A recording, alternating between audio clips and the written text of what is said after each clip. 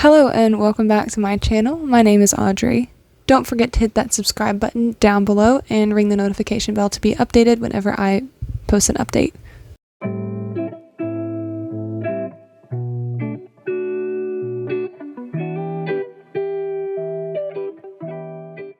So, back when I first started this for myself, I wasn't even really aware that what I was doing was going to change my mind and change the current mental state that I was living with.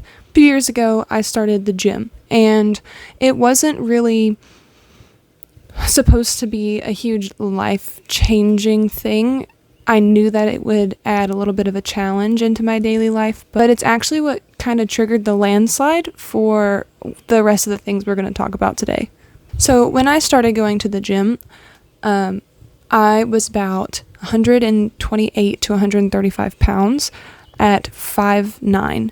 I had struggled on and off with the eating disorder since I was about the age of 13, and usually it takes a really long time to recover from that kind of mindset or those bad behaviors, but it's actually kind of strange what happened.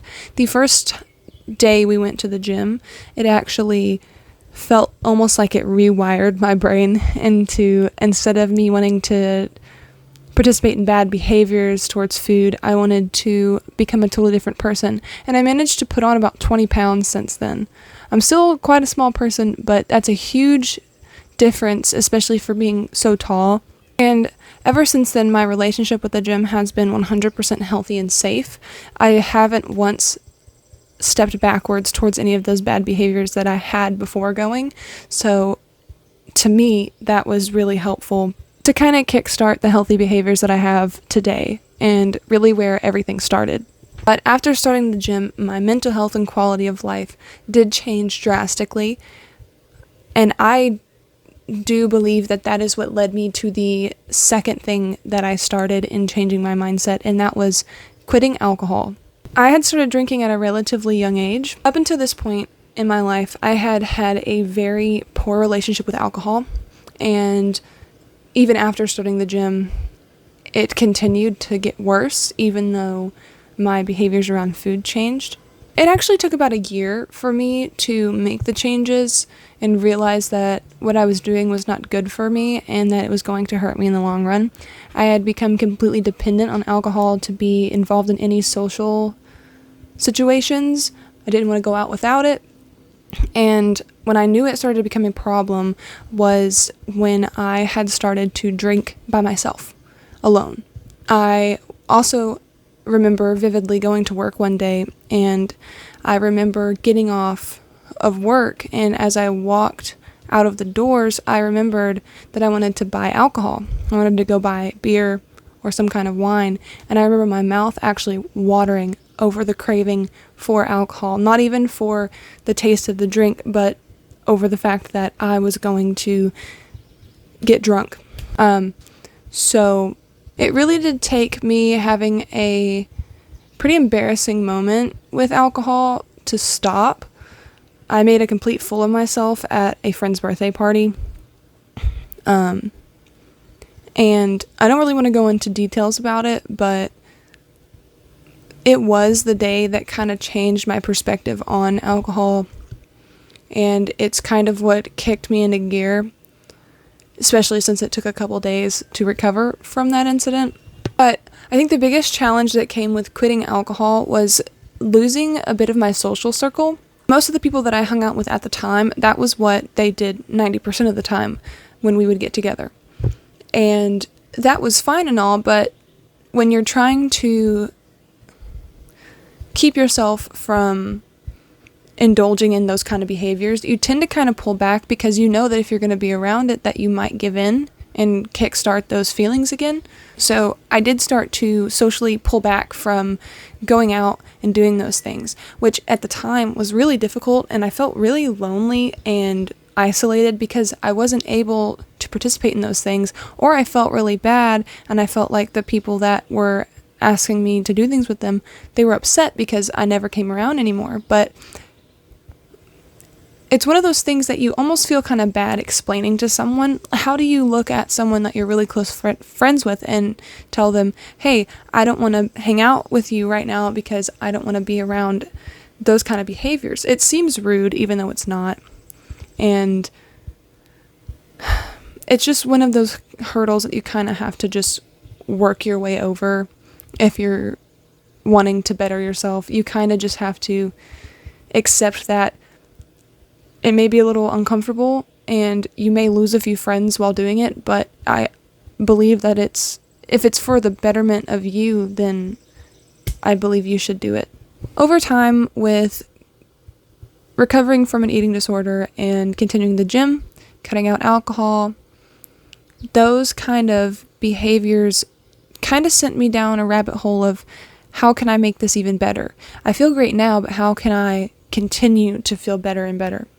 And I noticed that a few months ago I fell into a slump, and I wasn't even aware that I was in that slump until I realized that it was social media that was causing those problems, where I was just endlessly scrolling and kind of numbing my brain out. Now, I can put it up a little bit to having ADHD because I do have a very addictive personality, and things like alcohol or smoking or social media where it's a constant stream of dopamine, my brain tends to feed off of those things. I'm not going to hyper focus on them, and I think for me personally, that's why social media has such a big effect on me, not to mention the creators of these apps do actual research and figure out the psychology behind what keeps people entertained with those things. So eventually I had become aware that social media was making me feel really poorly again. It started to make me feel kind of down about myself because you're constantly comparing yourself to what you see online and what other people have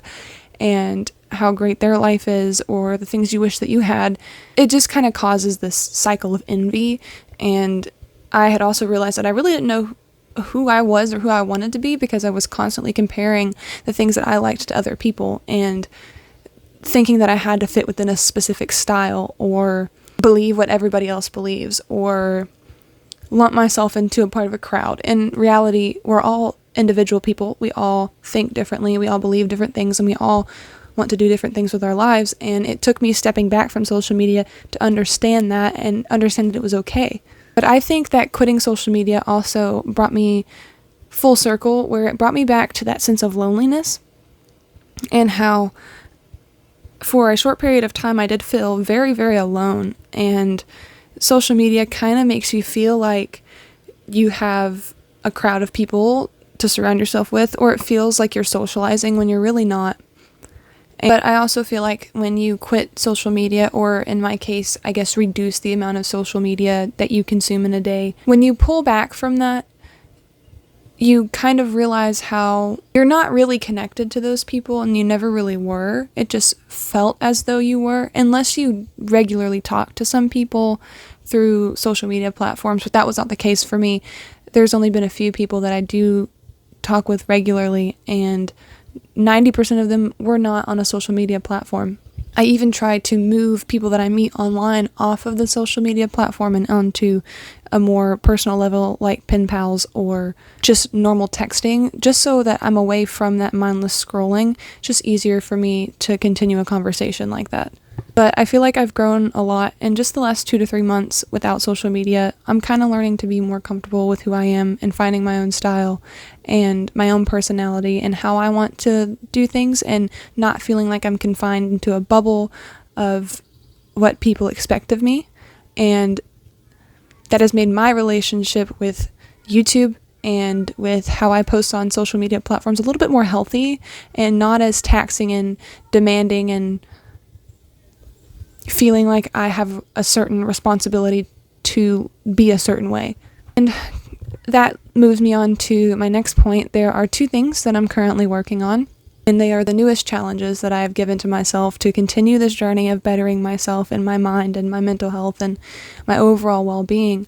And those 2 things are lowering the amount of caffeine that I intake on a daily basis, and the biggest one is I have recently quit smoking cigarettes.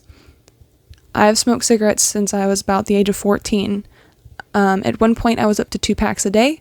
Now, towards the end I was down to 1, but it was picking up again. But there was just a day that I felt like that was the day, and I actually remember the last cigarette that I smoked.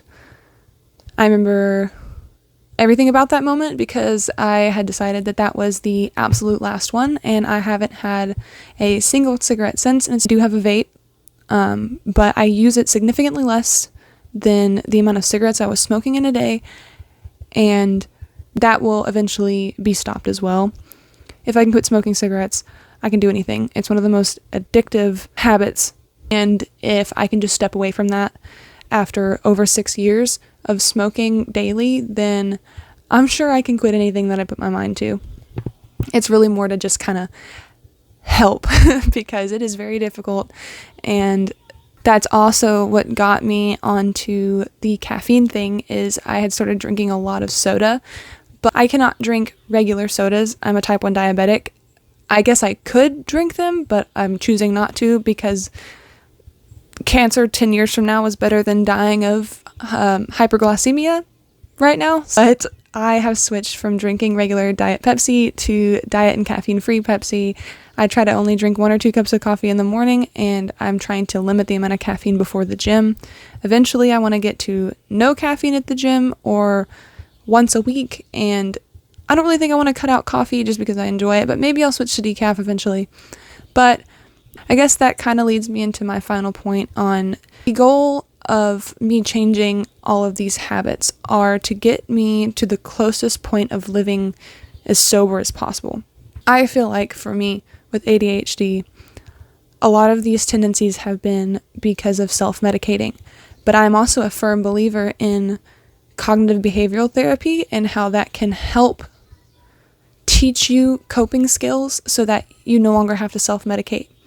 I understand for some people that it is an absolute necessity, but I do feel like for me, I can teach myself how to better handle my ADHD as long as I'm giving myself enough time and grace to do so.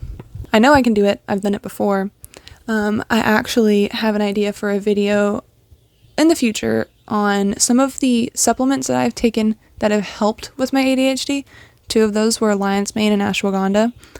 I'm not a huge supplement person. I'm very aware of modern science and how it is necessary in order to treat certain conditions. I'm just saying, for me personally, those 2 supplements really, really helped me with my ADHD, and I plan to continue them in the future, but first I want to kind of see how far I can get without any kind of self-medicating and teach myself healthy behaviors first. But I feel like all of it started from the gym, and it was really interesting how much my mind has changed since that day. It's been about a little over 2 years now.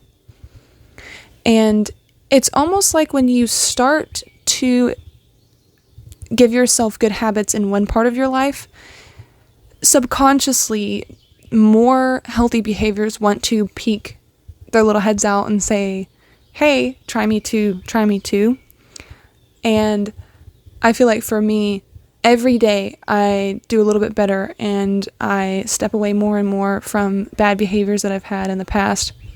Now, I'm no goody two-shoes, and when it comes to things like alcohol, I do still enjoy those things. I just don't have the same mindset towards them as I did in the past. It's more of something for a special occasion.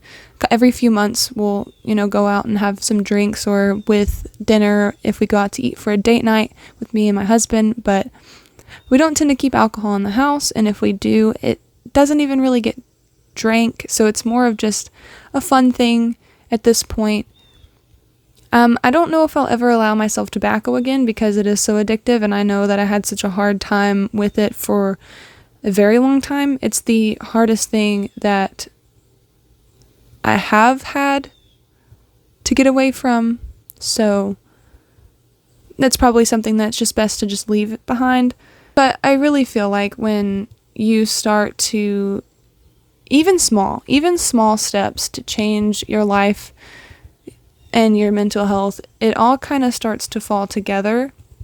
And I know it can be kind of challenging to see the light from the other side, but that's how I kind of got myself back on track and have become a little happier with my day-to-day life, and my life is much more fulfilling now that I don't indulge in those kinds of things. I think you also have to kind of understand that you can't really force certain things to happen. You have to be ready. For me, something that I noticed is that you can't convince me to do anything, and you can't force me to do anything. I have to be ready in my own mind. I have to have that determination to do it, and what I've learned about myself is that as soon as I make the decision, that is it. It just takes me making that decision. I've tried to quit a lot of these things before, and it didn't click until it did. So try not to be too hard on yourself if you're in the same situation, because it did take me a while. I am only 22 years old, so surely there will be a lot more things that happen in my life that I will have to overcome, and there'll be a challenge, but I'm grateful for all the work I've done for myself over the last few years, specifically over the last few months. It's when it's really started to show its effect and where I've really started to make progress. I really hope that there's someone out there that resonated with that, and that something I said helps them in their journey. And I do have some things that I have started doing that have helped me along that way, and maybe you could incorporate some of them into your life that might kind of start your little snowball effect. And a couple of those things are trying to be active in some way, going outside on a walk, on a run, on a hike, just get outdoors a little bit, drinking plenty of water, and trying to eat a little bit better. I know it's kind of hard to do that now, especially with the cost of food, but every little bit kind of helps. Another thing would be stepping away from social media as much as possible and getting away from the doom scrolling. Try reading, try crafting, try painting, try anything to just kind of get your mind off of endlessly scrolling. Limit your access to social media, because it does affect the way that your mind works, and it can put you in a very dark place if you don't get away from it. Try to do nice things for yourself. Allow yourself some treats, maybe even a little bit of skincare. I've started to take better care of my teeth since I quit smoking, and trying to really focus a lot of my attention on my smile, because I want that to be very nice, and that was one of the main things and main reasons for me wanting to quit smoking. Another reason I quit smoking was because I love to sing and make music, and I know that in a couple years, if I didn't quit, that my voice could potentially be damaged without being able to be repaired. And it's just a fact that comes with smoking, and if you don't get away from it, it could potentially cause damage long term, and I didn't want to deal with the consequences of that. I love creating music, and in the future to have music in some of my content creation, and in order to do that, I need to make sure that my voice is nice and healthy. So that is all I have for today. I hope that someone took some of that and it resonated with them. Let me know in the comments down below if you have struggled with any of these things like I have, and what your experience was getting away from them, or if you plan to try and fix those habits. Just let me know. We can have a nice conversation down in the comment section. Don't forget to follow me on Instagram and TikTok. I don't post on TikTok very often, but Instagram I'm trying to do a little bit better on, and trying to do better with, trying to build more of a community instead of just saying things out into the open. So if you would like to give me a follow on those platforms, that'd be great. Anyway, that's all I have for you today, and I will see you next week.